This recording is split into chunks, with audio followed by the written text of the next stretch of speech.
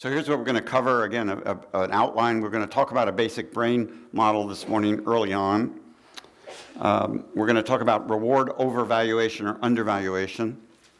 We're going to talk about reward deficiency, and that may seem a little counterintuitive when we get to it, but I think it'll make a lot of sense as we dive into it. We're going to talk about one of my favorite topics, which is stress and the threat-based mental habits. And then in the afternoon, we'll talk about, well, how can we use our brain to develop good habits? We'll talk about cortical and conscious control and weave into that some very practical examples and basically common sense issues.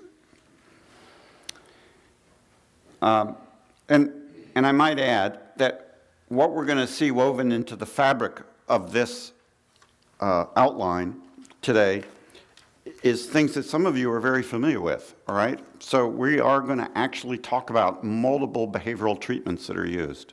I'll talk about some pharmacotherapies today as well, but we're going to talk about a lot of behavioral treatments that include cognitive behavioral therapy, motivational enhancement therapy. We'll talk about contingency management as a behavioral therapy. We'll talk about some extensions of cognitive behavioral therapy that involve mindfulness.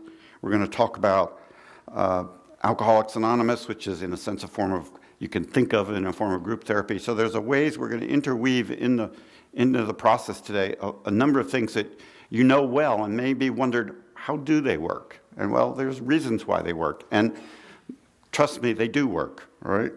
At least where they've been tested. How can we prevent ourselves from doing bad habits? Okay, so this is what I just was talking about, and like I said, we're going to use this framework to, in a sense, orient some of the well-established behavioral therapies that are out there.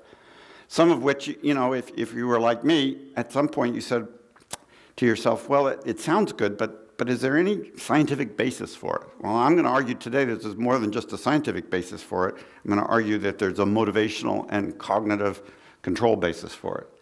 The dopamine neurons then alert the habit system, the nucleus accumbens, and the executive system, which we'll talk about later today, the prefrontal cortex, about opportunities. The habit system uses this to make a quick decision about whether it's worthwhile to perform the habit, to engage in the habit, perhaps for the first time. The executive system considers and can modify the estimates based on long-term benefits, goals, current social context, and other factors. The executive system can also stall performance of the habit while considering other responses. But the executive system is slow. And we're going to see this repeated throughout the seminar. And today, I am going to talk later today about this part of the frontal cortex, and I'm going to talk about this part of the frontal cortex. We actually have two major bits to our frontal cortex. One is that it engages us in long-term goals and changing and beliefs, and the other is that tries to suppress behavior. And when I say frontal cortex, I'm talking about the front of the brain. So I'll come back to this later today, but this part, when I ripped off the cortex, I took off most of it. But the front end, where in front of this sulcus here, the central sulcus, this is your frontal cortex.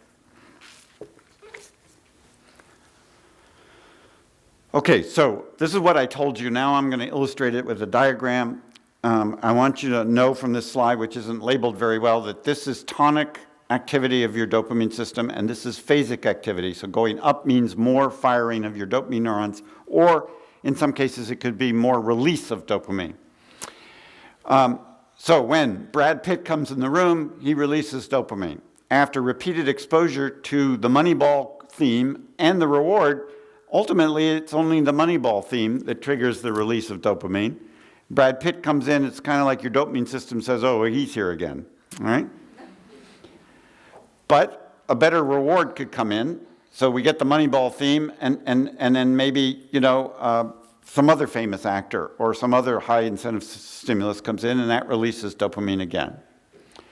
But the dopamine system is in tune to this and seems to be following this incentive salience, because if the cue is elicited, so the Moneyball theme comes on and no Brad Pitt shows up, there's actually a decrease in firing, almost like a disappointment response of the dopamine system, like there's no more incentive salience there.